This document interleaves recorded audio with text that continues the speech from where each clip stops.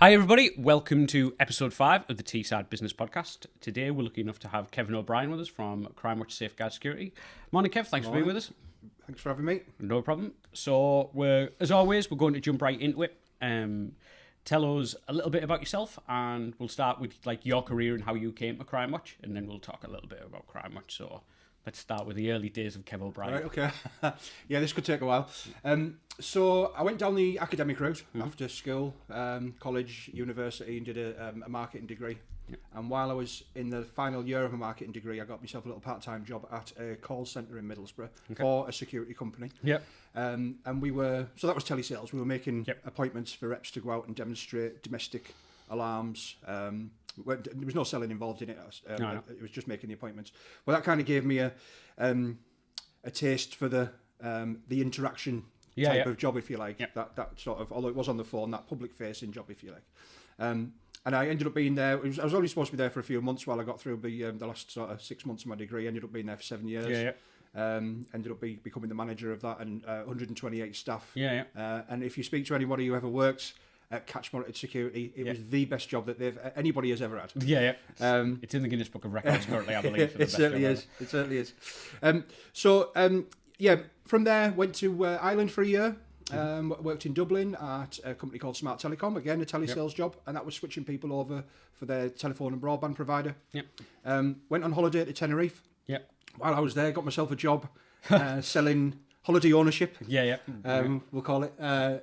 Which was great, living in the sunshine. Not as fantastic as everybody thinks, because you're living there, you're not on holiday for a year. And there was some days when I woke up and just wished it would be raining, or a little bit cooler. I do carry a little bit of extra weight, and it doesn't half tell when it's constantly 26, 27, 28 degrees plus, and that's in the winter. So I stayed there for a year. So that was 2 years away from Redcar, and then came back home again. And stayed with the call centre work, and got involved with a company called InfoServe, who are now at Darlington. They've got a building. Are they still trading over in Darlington? They've got a big building over near the Morrisons over there, is it Morton Park? And that was digital marketing. And it was that was sort of my first sort of taste of the digital world, if you like. And from there, I got my first field sales role. And that was with a company called Lyrico.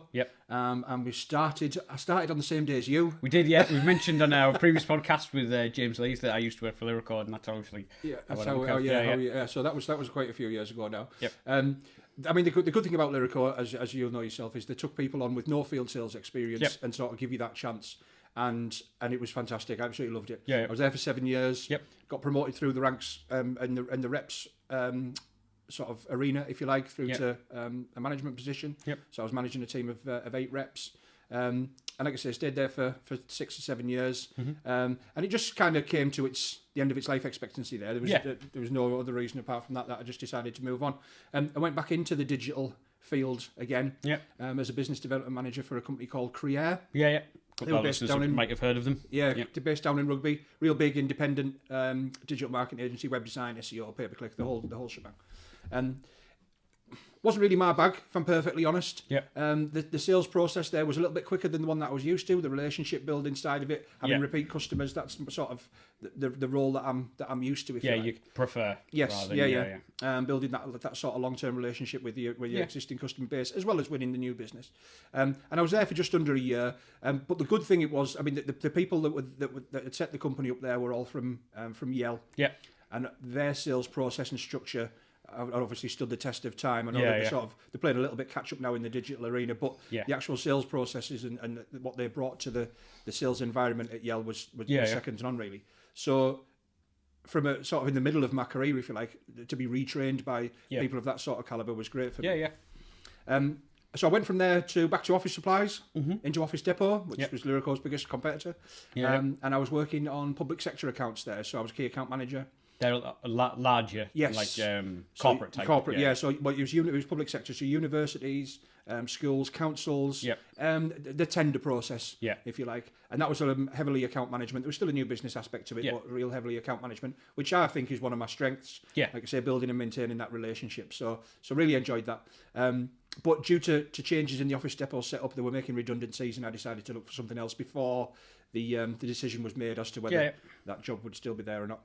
Went off to a company called Connect Distribution, and that was selling electrical appliances into you know, the bloke who comes out and fixes your washing machine when it's broke. Well, he'd buy his bits from Connect. And they would also supply high street retail as well. So again, another sales job, customer facing, existing customer base, new business, the kind of thing that I was used to. I was there for a little while, and then moved on to, so there's a lot of changes in this. CV's more than 2 pages, that's for certain. A company called Hilton Smythe. Now they're based over in the northwest in Bolton, and they are probably the UK's leading business transfer agency. So they sell businesses. If you ever want to sell your business, then they're one of the agents that absolutely, you use to sell absolutely. So if you're liking it to, if you're using an estate agent to sell your house, you'd use a business transfer agent to sell your business. And so I was going out then.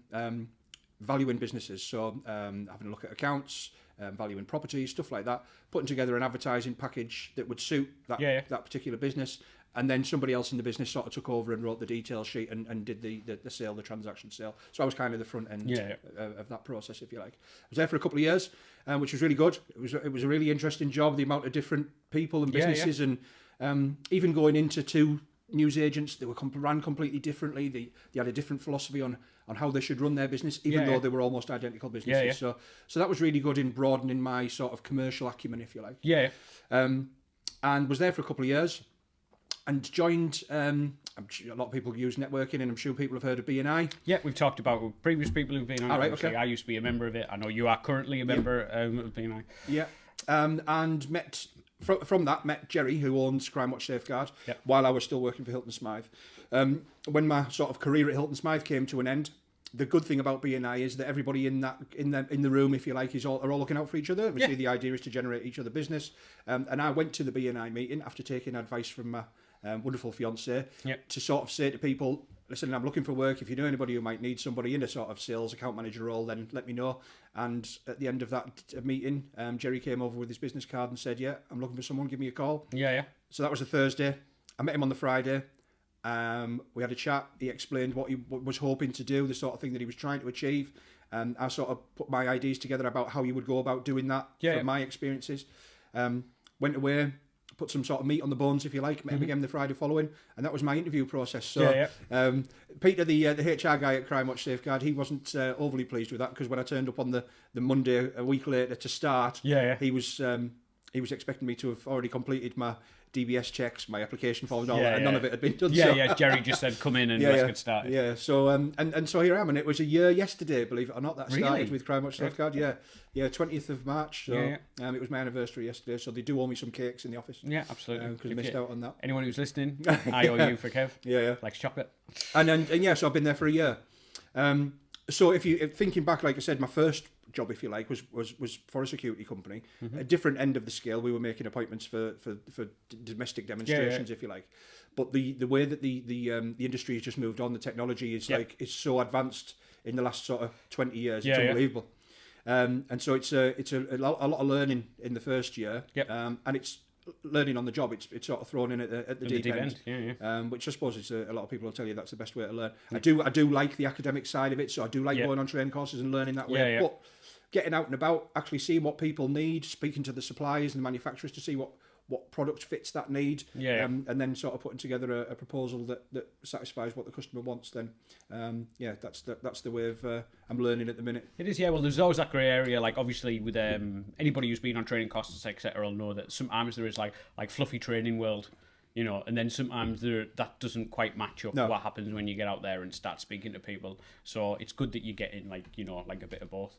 So for all listeners, like obviously who may or may not know, Crimewatch has been, I want to say 36 years now. Crimewatch, 36, 1982. It's been going since. So it's been one of the longest established companies in Teesside. Got a rich history of supporting businesses in Teesside, etc. So for those who don't know Crimewatch, what specifically does Crimewatch do? Everything. So in security, they're not jugglers. No. Everything that you would, any company that you know who provides a physical aspect to security, Crimewatch Safeguard can provide. So we do everything from installation of intruder alarms, both domestic, so your home-based ones, and commercial. We do CCTV, again, domestic and commercial. We do door entry systems, all that sort of stuff. So any electronic security that protects a building. We also do the manned guarding side of things. Yep. So we have static guards. Okay. We have mobile patrols. Yep. We do key holding and response, so we can turn up at your premises when your alarm's going off and check the place out for you. And we're the only company in the Teesside area that offers all of those services as a single company. Okay. There are a lot of fantastic companies out there who will do installations of your alarm systems. Mm-hmm. There are a lot of fantastic companies out there who can provide you with man guards or static patrols or whatever it might be. And there are some companies that will do a combination of A and B, C and D maybe, but we do the whole shebang. So everything that, like I say, that we've mentioned there, we do ourselves. We don't subcontract any of it out. It's all employees. They're all accredited, and that's kind of our USP, if you like. That it's, and you are accredited to so NSI. Yeah. So NSI gold standard, I believe. Yeah. So NSI is the National Security Inspectorate. Yep. And they're kind of the regulatory body in the security industry for installations. So if you think of your household name, so if I asked you, like, to give me a global security company name. Yale, possibly. Are they global? Or well, ADT, maybe? ADT, yeah. So ADT would be the one that most people would pick. So they're an NSI Gold company. Yeah. And they're a massive American company. Yeah. So a worldwide player. And we're NSI Gold as well. So we have exactly the same accreditation as they do. Yep. The figure is we're a Teesside-based business. Yep. So we're local. We employ local people. Yep. We're on the doorstep. A lot of the time we find that we're a fraction of the cost as well, so there are benefits financially, not just in terms of the standard of the service that we provide. Yep. But that sort of sets us apart from a lot of smaller companies, if you like, because there are a lot of qualified electricians who can stick an alarm on your house and it'll work perfectly fine. Yep. But you won't get that after-sales service. No. You won't get that reduction in your insurance premium, possibly. No. You won't get your insurance signed off on a lot of occasions if your alarm hasn't been installed by an NSI-approved company. Yeah. So we've got that NSI Gold standard, which is, like I say, it's the pinnacle of the industry in terms of installations. Yeah, massively. It just gives you that guarantee of quality. It does, yeah. You know, one of the things that I do just wanted to touch on when it comes to security and stuff like that. Obviously, we've had a conversation a couple of times about it. Obviously, without us having our own premises. With it, like, security is always one of those things that everybody knows that they should get, but nobody really wants to pay for it. You know, like not really wants to pay for it, but it doesn't add value instantly to your business apart from if you get robbed. Yes. You know, and then all of a sudden your security is the most important thing in the world. Yeah. One thing that I do want to talk about that I didn't know till we were chatting is that monitoring itself is, like, a lot of people now do their own monitoring. They've got a TV set up in a cupboard or something, etc. But it can actually reduce your premiums, can't it, on your insurance? It can. Yeah. So a lot of the inquiries that we get through now are from companies whose insurance company have made a stipulation that to now renew their policy, their security system needs to be of a certain calibre. Yep. In days gone by, it would just be, have you got an alarm? Yes, brilliant, we'll insure you. We're getting a lot of, like I say, of information through now from security companies. They expect an alarm installed. This is mainly for commercial. An alarm installed by an NSI-approved company, which we already discussed that we are. It needs to be monitored. So what that basically means is a monitored alarm is an alarm that's linked up to a central monitoring station. Now that monitoring station could be anywhere because it's linked via a telephone line and by the mobile network or via a different combination. It could be done through your internet connection and stuff like that. But it's linked up to a central monitoring station. And what it does, it guarantees that if your alarm is activated, regardless of when that is, somebody has been made aware of it. And your monitoring stations... We have it's in-house, it's our office, in your office, isn't it? You have a full centre there. We do. It is very impressive, actually. For any customers of Crimewatch who haven't seen it, is and anybody who wants, obviously, there's confidential information that's stored in there, and being a security company, the security is high. But we can arrange for people to come down and have a look at how the place is set up, how their data and how, because we hold keys as well, which obviously we'll speak about in a minute, how their keys are protected and held securely. So, we don't mind people coming down. Prospective customers or anything like that to sort of have a look at the setup. That's no problem at all. But like I say, what it does, it guarantees, so the signal gets sent through your telephone line, your mobile SIM card, whatever it might be, to the monitoring station, and they then can notify key holders, sort of relevant people within the business, that the alarm is being activated. If you're on an industrial estate or a remote premises somewhere and your alarm's going off, it could be going off. It could be going off forever. And nobody's necessarily going to hear it. And a lot of businesses do have that set up now, where they have their office somewhere, say in a business centre, but then their warehousing or storage facility might be, in Middlesbrough and there in Stockton, etc. A few miles away. But like I say, industrial estates, they're a hive of activity from 9 till 5:30, 6 o'clock. But at 3 o'clock in the morning, there's not many people about. No. So your alarm bell's ringing, nobody's doing anything about it, and the person that's there is breaking in. Basically, has got a free run around the premises. Yeah. So what a monitored alarm does, it sort of makes sure that somebody's been made aware of that. Mm-hmm. So you get a telephone call from the monitoring station. It's a live person. Yep.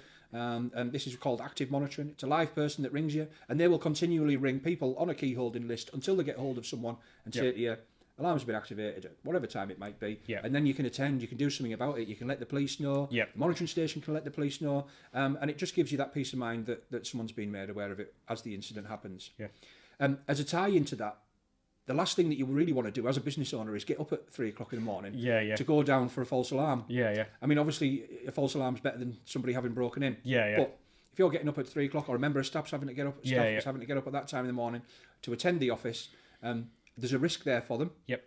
And this isn't scaremongering in any way, shape, or form. But if you attend an alarm activation, there is a risk that the person who's broken in is still on site. Yeah. And if you confront them, the first thing that they want to do is get away. Yep.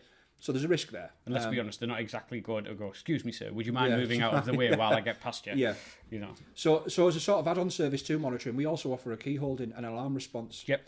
So again, accredited SIA approved guards. Yeah. So they all hold licenses to be security staff. Will attend an alarm activation within the Teesside area. It's normally a 20-minute drive from Middlesbrough, because that's the kind of stipulation that the police insist on. So anywhere within a 20-mile radius of our office on Skippers Lane, Industrial Estate. And we will attend activations for you. So one, it gives you peace of mind that somebody is instantly attending an activation. Because we're that's what we do. So we don't have to get out of bed. We don't have to get dressed and get in the car and drive. As soon as the alarm's activated, then we're en route. But it gives you that peace of mind that it isn't yourself or a staff member that's necessarily taking any risk. And as an employee, you do have that duty of care. If something was to happen, like, it's all right saying, Dave, go down and check it. But if there is like a group of people in your business, clearing it out, that's the last thing you want. Or little Doris from the office who does your bookkeeping. I watched just to put her in that position is we're finding a lot of companies that are now sort of taking that emphasis away from the staff to have to do that role, and it's something that we do.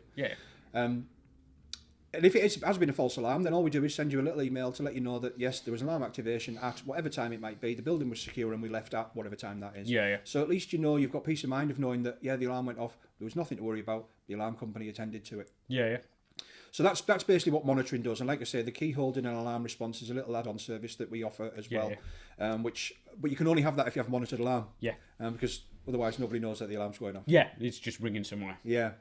Now, monitored CCTV, that's it's a similar sort of animal, if you like. But the advances now with CCTV technology and the type of cameras that we use, basically you've got CCTV set up, but you've got perimeter detection as well. So as soon as somebody encroaches a virtual line that's created or an area on you that your camera, that a detector is looking at, the monitoring station staff, again at our office in Middlesbrough, are looking on the cameras straight away. They can follow an intruder round a site. We do a lot of car lots, car yards and stuff like that. So they can follow an intruder around the site. We've got a visual contact with that site, if you like. That was really good. There was one in Portrack and on Preston Farm. A number of businesses have been broken into over the last couple of weeks, and I believe it's the same person that's doing it. They're like literally, going to these, units where there's 3 or 4 units in a yard. Obviously, nobody's there at these times at like 4 o'clock in the morning, and they're just going and smashing their way through shutters and seeing what's in there. Generally, there's tools in there. And the frightening thing is not just, what a lot of people think of it when it comes to security is like, oh God, I don't want to have these items stolen because it's the problem that I've got with insurance company, and that it's also all the business that you've got booked in. Well, it's the livelihood, isn't it? You lose that, especially if you're in any kind of trade or where you need equipment, etc. Then if they break in and take it, your options are either cancel the work, try and postpone the work, or go out and buy it again and then you're paying double for something. So it is a lot of money. I mean, what people need to consider, I suppose, business owners need to consider is, and like you touched on it earlier, the security is a grudge purchase. Everybody needs it. Like I say, a lot of the time your insurance company's driving it, but everybody has got an appreciation that they do need something. But nobody wants it. No. Because, like I say, it's a grudge purchase. The only time that till something happens, and then when you need it and you've not got it. But what we do is we offer a full risk assessment. So it's a free service that we offer, free surveying in the initial stages, where we'll come out to your business premises. We'll have a look at what security you might already have. If you haven't got any, then we'll advise you on what is the best route for you, whether that be an intruder alarm, whether it be cameras, whether it be a combination of the two, whether it needs to be monitored. Have a look at all the sort of the aspects of the survey, and provide that risk assessment for you, which you can then send to your insurance company. Yeah. But what we also do is we ask you the uncomfortable questions that a lot of the time business owners shy away from. What would happen if somebody came in and took all your equipment? And like I say, it's the sort of thing that people have maybe thought about before, but they don't want to think about it. They don't want to verbalise it. They don't want to know. They don't want to consider. Do you know what might happen? But that is the kind of question that we ask, because that's the kind of world that we're living in, unfortunately. Completely. If somebody broke into your premises, I was at a beauty salon that we installed an alarm, and my question to the lady there was, so she had 150,000, 200,000 pounds worth of equipment. What would happen if you lost this equipment? Well, I don't know. I'd cry, I suppose. No, I mean, seriously, what would happen? How long would it take you to replace this equipment? 6 weeks, 8 weeks? What would happen to your, most of it was leased, so what would happen to your payments then for the new equipment? They might double. How are you going to generate any revenue while you're waiting for that equipment to arrive? I wouldn't be able to. That's 8 weeks. Can businesses survive for that long without generating any and these are, like I say, the questions that, and it's not scaremongering. No. It's just reality. And these are the questions that business owners do need to ask themselves. Yes, it is a grudge purchase, but consider the alternative. If you don't protect your business, your property, your assets, your equipment, and the worst thing does happen, then that small investment comparatively was a good investment to make. So this is the kind of service that we offer. Like I say, a free survey to establish what your needs are, what we can do, and how best to protect your property. So going back to the monitored CCTV, the good thing about that is, like I say, we've got a visual contact with the site. So we can then coordinate with the police or any other emergency services. You might have a fire alarm linked up to your CCTV. And we can point the police, when the police get to site, or the guards if we're doing a response, to where an intruder is. Because we are monitoring that CCTV system. The good thing about monitored CCTV, it doesn't ring in sick. So if you've got a large site and you're using a guard, it can't ring in sick. So it works 365 days a year, 24 hours a day. It can't go to the toilet, so it doesn't miss anything. You know, there's an alternative now. There's of using technology to replace that human element, because there are no factors that influence it from a human aspect, if you like. Now, don't get me wrong, we provide man guarding as well, because there are a lot of occasions when the customer might just want somebody on site. That might be their preference. And it is that is a visual deterrent as well. Absolutely. You know, like seeing somebody sat there, or patrolling, etc. You know, and that kind of thing. If it is more of a visual deterrent than that plus cameras, etc. Then it is absolutely. And that's really why we do provide all the services that we do, because we know that each individual customer has a separate need. And so we can provide a solution to fit that need. Like I say, monitored CCTV takes away any of those variables, and it's always there, constantly there. And then we can provide the man side of it to respond to the any activations and stuff like that as well. So that's the monitoring aspect of it. And check with your insurance company. If you're unsure, when your insurance comes round for renewal, your insurance company will normally say to you, we want this, we want that, we want the other thing. Don't just assume that you're ticking those boxes. Because if in the event of a claim, insurance companies will say, was it monitored? Was it monitored to grade 4? And they will require evidence of this. Like, it's one of those things that people say, oh yeah, we definitely do, and get the premiums down.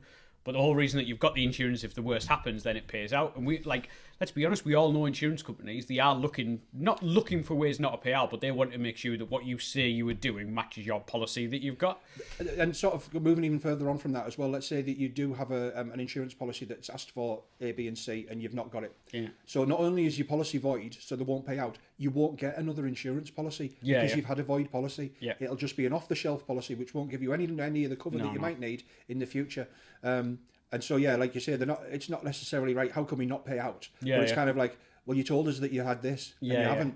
You've not done everything that you said you'd done to protect your business. It's an agreement at the end of the day. Absolutely, You're going to do X, Y, and Z, and if you do these things, we will pay out saying that you've done X, Y, Z. So, one of the things that you mentioned before is the technological advances that's happening in CCTV.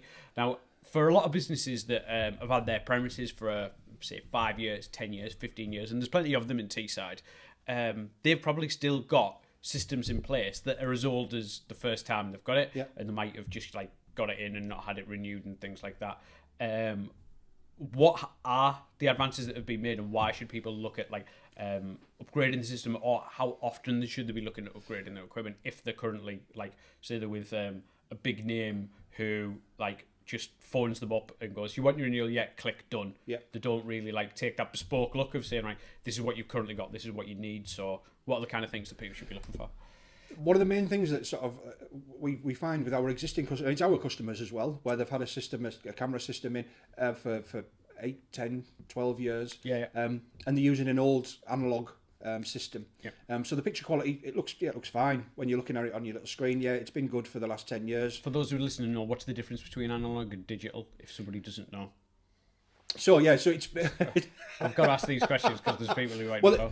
Well, the digital technology now is using IP, is using internet protocol technology to generate a faster connection, better cabling, and better quality imagery. Fantastic.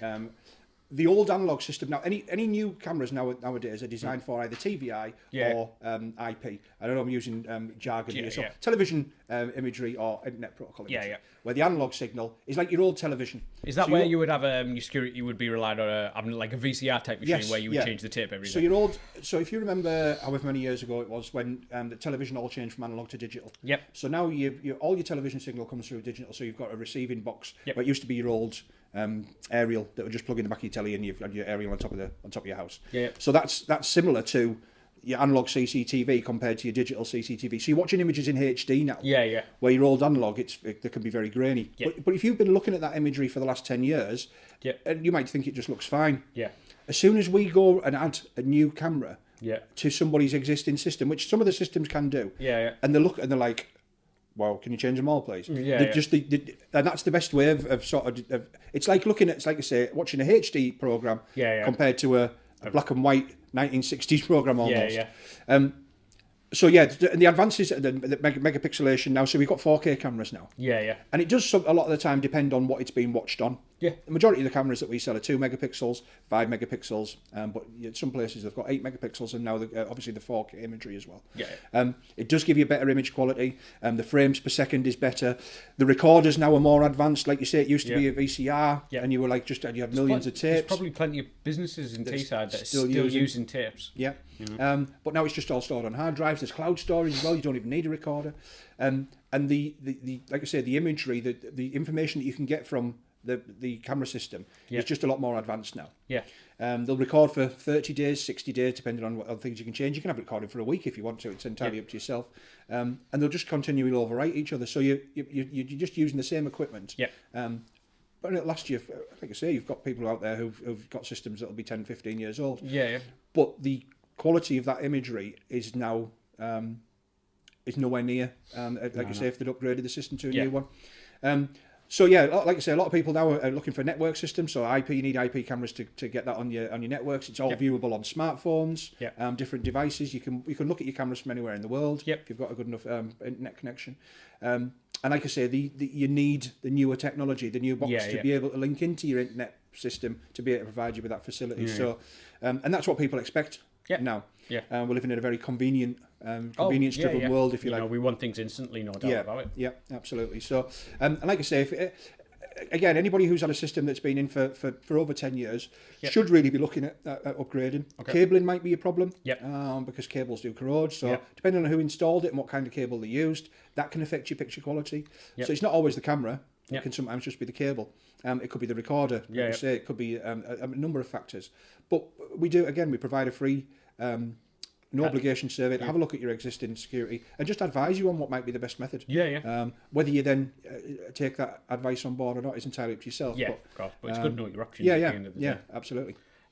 So when it comes to people like we're getting on like the contract side of the business, when people might say use like ADT, etc., do those contracts automatically renew people, or have they like physically got to renew them every year? It can depend. It'll depend on how long you sign the contract for, but it would need to be renewed. So some people will sign up for a 12-month contract, 3 years, 5 years. It just depends on the contract that was sold to them in the first instance. And what most people do is they just renew. I'm out and about every day doing the old-fashioned door knocking, cold calling, which were instilled into us both in our Lyrico days. And the one thing that you find is that people are loyal which is great. Yeah. But sometimes it's like your insurance, your old insurance man, and he would come round every week and he would collect your premium, and that would be because we use Joe Blogs for our insurance, and you wouldn't really look at what else might be available in the market. And things have changed now in that regard because of the internet. So you don't need Joe Blogs coming out anymore. You don't have the insurance man that comes and collects your premium. The security side of it is still a little bit old school because once you've got your alarm installed and you've got your maintenance contract in place, the last thing you want to do is speak to your insurance company. Yeah. Because that normally means that either something's gone wrong, or you've had an event, you've had a break-in. You do want that though, don't you? You want it to be like, right, it's done, it's sorted. I don't have to worry about that never anymore. speak to them again. Yeah. Because you know then that your alarm's not going off and it hasn't got any faults. Yeah. And that's perfect. Yeah, brilliant. The alarm, switch it on a night, fantastic. Switch it off in the morning. No incidents last night. Brilliant. Yeah. But what can happen is, in some instances, is that you might have been with that company for 10 years, 15 years, 20 years, and all you do is you just, when the invoice comes in, you just pay. But are you still getting that same level of service? Are you paying more than you maybe need to for the service that you're receiving? Yeah. Are you using 2 or 3 different companies to provide you with all your security when one company could do it for you? So that's the kind of thing that I try and do on a sort of on a daily basis. It's out there and educating people, letting people know that just because you had Joe Blogs install your alarm doesn't mean that you have to have Joe Blogs look after it forever. No. So we can take over the monitoring, maintenance, the upkeep of any security system within reason. So the older the system is, the more difficult it is to get parts for it. And then we would advise people that, no, we won't look after this alarm because you can't look after it. Yeah, being honest. Just use it until it breaks or get a new one type of thing. But like I say, what it does, it can consolidate your invoicing. So the finance department's happy because they're getting less bills coming in. Less time that the bookkeeper or the accounts department are processing those. And they've got one company that they're dealing with. It can reduce costs as well because, like I say, you never know until you do a review. Are you paying too much? Are you paying too little? Or it can, like I say, there are additional benefits to the service level that you might be getting. Are they accredited to NSI Gold? Have you got 24-hour call out? Have you got a guaranteed response time? And sometimes these are things that people assume. Like if your insurance requires you to have these things, using security firms, some people might just assume that these standards are in place. But there's no kind of, unless you like actually know, like, you know, I could start a security company tomorrow, but that doesn't mean I'll be accredited to those standards. No, that's true. And people might sometimes assume that everybody is because they have a company and they've got a van with a name on the side of it, but that's not necessarily the case. Not necessarily the case at all. And there are different levels. I mean, like I say, you could have a qualified electrician who may install an alarm perfectly fine. Absolutely no problems with it at all. But because he doesn't have that accreditation, it can make your insurance policy null and void. If your alarm does break, it's like you go to a popular internet site and you buy some cameras and you buy them a couple of £100 and you get your mate to install them. What happens if they break? Is your mate going to come round at 2 o'clock in the morning and fix it for you? Are you going to be able to go back to that internet shop and say the cameras are dud? What's your warranty like? That's something that I do, like we have like briefly touched on it, but something that it's a nice segue actually into the maintenance side contracts. Obviously, again, I know that the maintenance side you guys all do in-house. We do, where again a lot of companies might not. Like I've heard tales from like other companies who've used security firms, and then when the cameras aren't working or it won't link up the phone or whatever, like the phone, like the person who's installed it, and they've gone, oh well, that's your line, that's nothing to do with us, or you know, X, Y, and Z, or well, you know, oh well, that's your camera, the camera's got nothing to do with me, I just install it. You need to speak to the manufacturer, and then you've got to try and find out what warranty you've got. All this time, your system's not working. We have different levels of maintenance package that we can sort of add on to an installation. Some people don't take them at all, and like I say, they run that risk of if something does go wrong, they're left without a system working. But we can do a labour only. We can do parts and labour. There are certain customers that we have that if a camera breaks and it does need to go away for repair, we'll install a loan camera for them until that equipment's replaced. Which is massive for absolutely. Well, it only means that their system might be down for an hour, 2 hours. It might not be down at all. Because we could have the camera replaced before while they're at work. We also have some customers who are on the sort of the full maintenance package where we will actually replace their equipment as it goes faulty. So we install a system and it's got your manufacturer's guarantee for your 12 months as you would normally.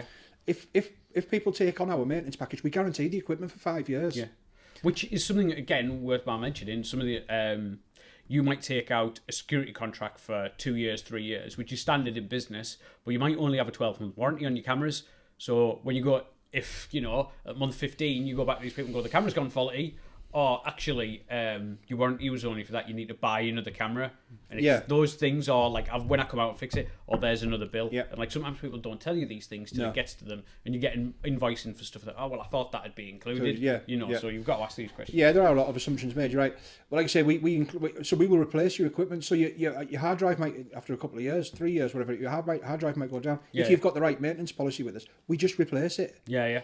If the cameras start going faulty, whatever it might be, then we'll replace them. As long as it's a similar kind of system. If you've got an old analog system and your cameras start going faulty and those cameras are no longer available, we won't then replace it with an IP system. But like I say, for the lifespan of a system, having that maintenance contract in place just gives you peace of mind again of knowing that regardless of what happens, we're going to fix it. You've got 24-hour phone support because we've got a manned monitoring station. You get priority call out within 8 working hours, depending. So there are a lot of benefits to using an approved company.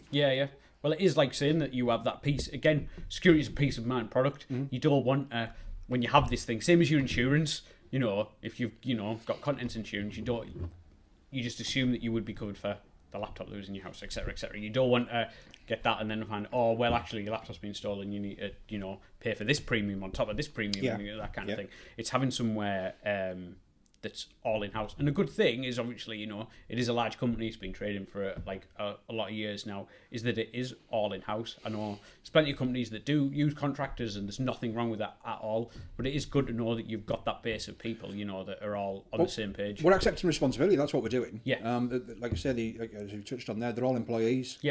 So the buck stops with us. And it does give you that confidence that we aren't going to be looking to apportion blame. The responsibility lies with us to provide you with a good quality service in the first instance. If something does go wrong, that we fix it. And we do what we say we're going to do when we say we're going to do it. And that's the idea. And that's where, after what we're all after in business, sometimes it doesn't happen, but we just want, have an agreement for the price that it is, pay the price it is, and then get the service that we want. Which is fantastic. So for the people in Teesside, what kind of companies do you work with? I know you'll work with absolutely any and everybody, but is there a kind of like, if it's like, is it a one-man band in a shed? Do you want to talk to those guys, or like, is it certain companies, or like... We right across the full range, really. Like I say, we have domestic customers as well. We have a domestic market, if you like. For house alarms, etc. Yes, house alarm. Domestic CCTV is... very popular at the minute. It's growing. People wanting to sort of protect the perimeters of their properties now. Completely. There's a lot of antisocial behaviour going on at the moment, and people are aware of that and they want to do everything they can. It's a deterrent. The sort of people that we do work with, we've got clients as big as BP, SABIC, right the way down to your corner shop, if you like. We work with a household name in this area, places like Jump 360, so leisure parks and leisure. A very big growing chain now. They've got branches now all over the northeast. And the thing about cameras is CCTV is it's not just for crime prevention. No. The nanny state is almost dictating that health and safety is as high on everyone's agenda now, rightly so in a lot of cases. And it doesn't just protect the public; it protects the business as well. It protects your employees, but it also protects the employer. Things like evidence for fraudulent claims, accidents and injuries. If you're in a cash handling business, it's all one of those things which isn't unfortunately necessarily evil. It is, and so that's why any business at all can benefit from security, CCTV and intruder. We do retail, so retail's massive, like you just touched on there. Places like Pandora in Hill Street Centre. That's we look after the security there for those. All gentlemen of no queuing for 4 hours at that particular shop every Christmas. Or Mother's Day, or Valentine's Day, and the missus's birthday's in January as well. So I've spent a lot of time there recently. But places like like we touched on, car lots. When you think, if you look around a car showroom or a used car place, you might have anything from 200,000 up to £1 million worth of assets sat outside.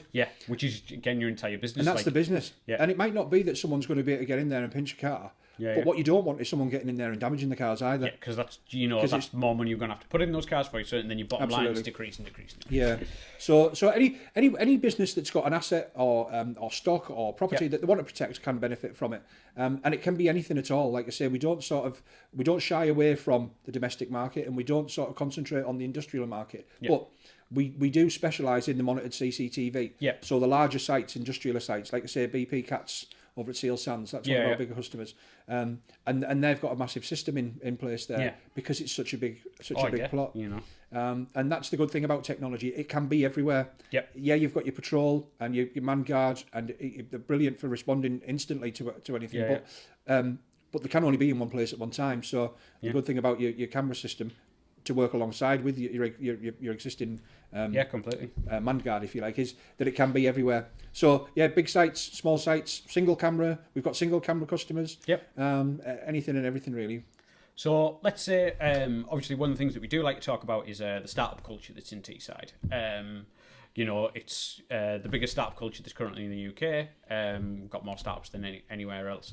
So one of those things when people start to get involved in startups, they realise, this is a product or service I'm going to sell, blah, blah, blah, and then start to realise the things they need. Oh, God, I need a liability insurance. I need X, I need Y, I need an accountant. Oh, God, I need security.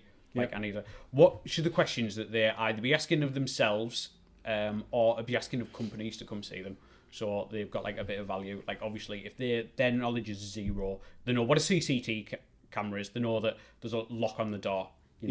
What kind of questions should they be asking people, or should they, as a minimum, want from the person who's installing their security as a minimum? Well, like I say, a lot of it is, especially for startups, will be driven by the insurance company. Yeah, that'll be one of the first things. You've got your business plan. You'll go to your business coach or your bank or whatever it might be that might be helping with your funding.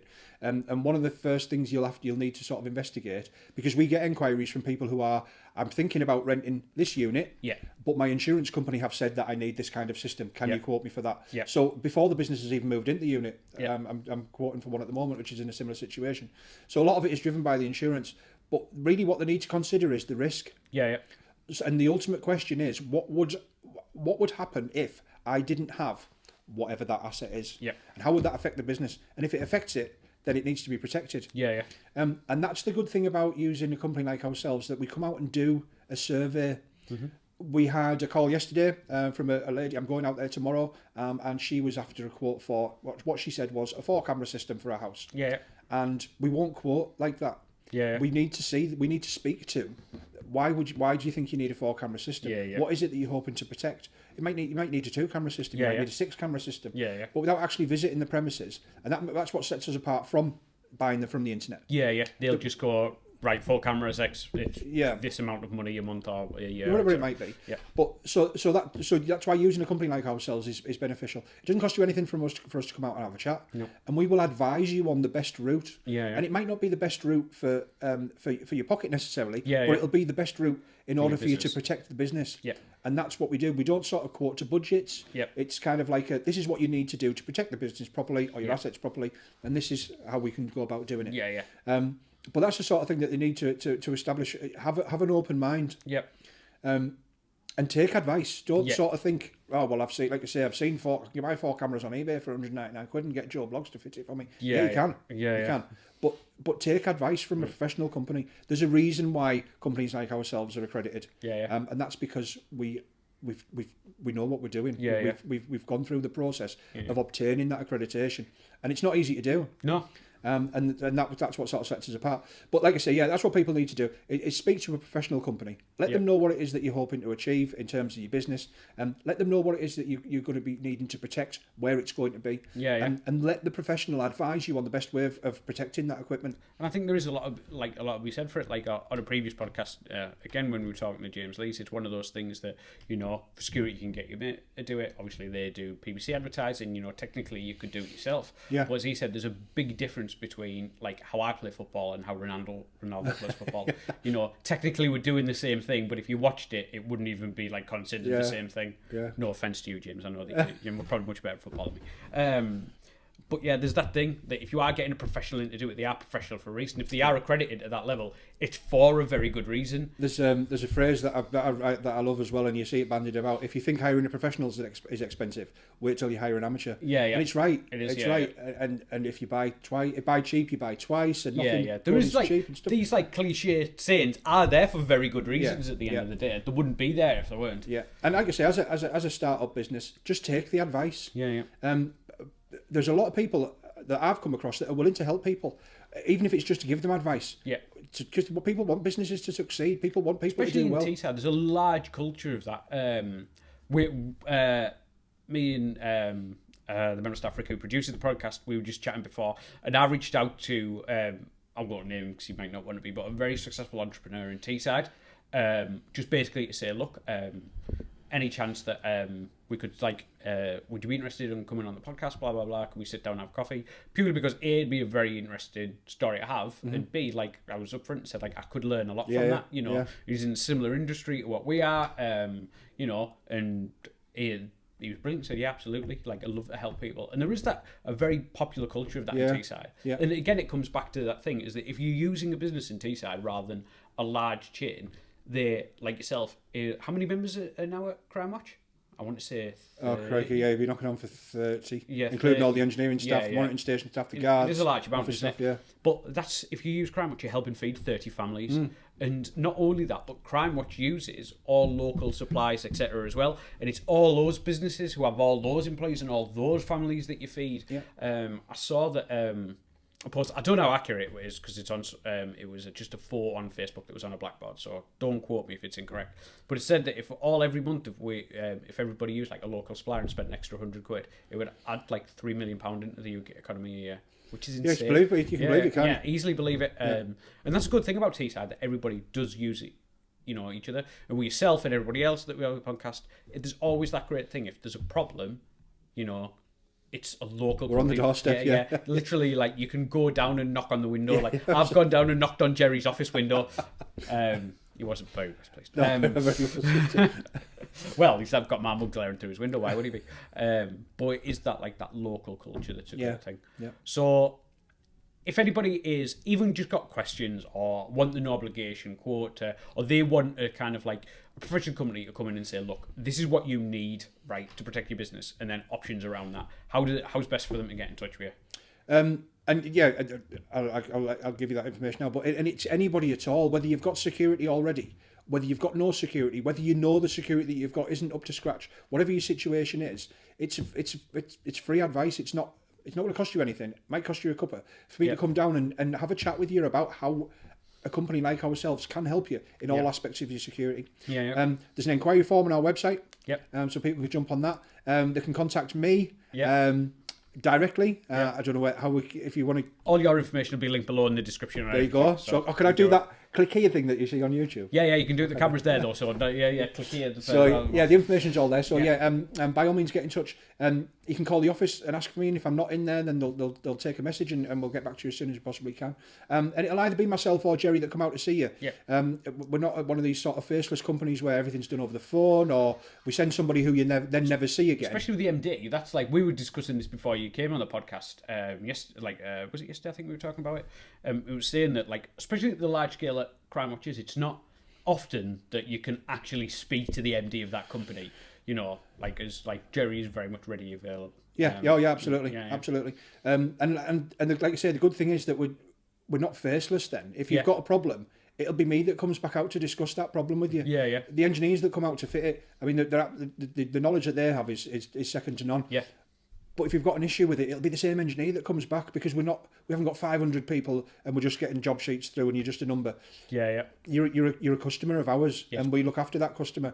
And like I say, if Jamie comes out and fits the system, nobody knows it better than him. So he'll come out, and if there's anything wrong with it, he'll come out and fix it, or he'll come out and look at it, or he'll come out and fit it or put it onto your smartphone, because he's the one who installed it. And it is that thing of like going on to fitting and things like that, is having that wealth of experience.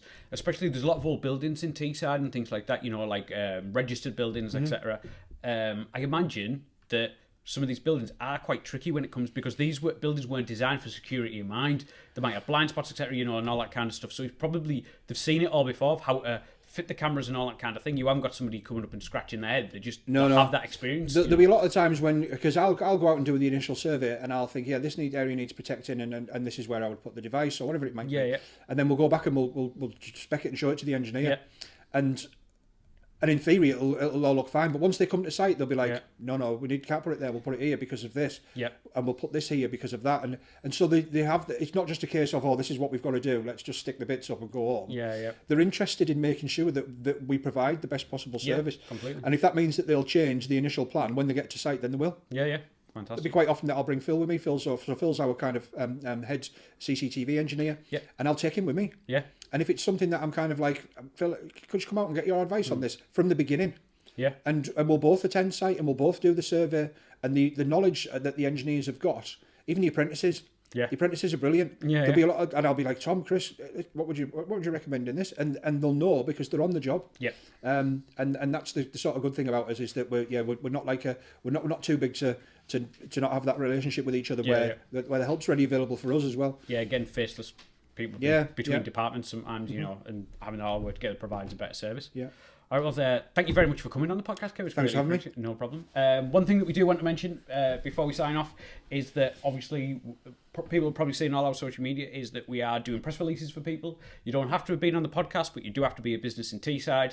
If you just message any of the pages, it'll get picked up. Just a description of anything that you want and photos and videos, etc. And we'll happily share it for businesses in Teesside. This has been episode 5 of the Teesside Business Podcast. The Teesside Business Podcast is promoted and produced by Person-to-Person Marketing. Thank you very much. We'll speak to you soon. Thank you.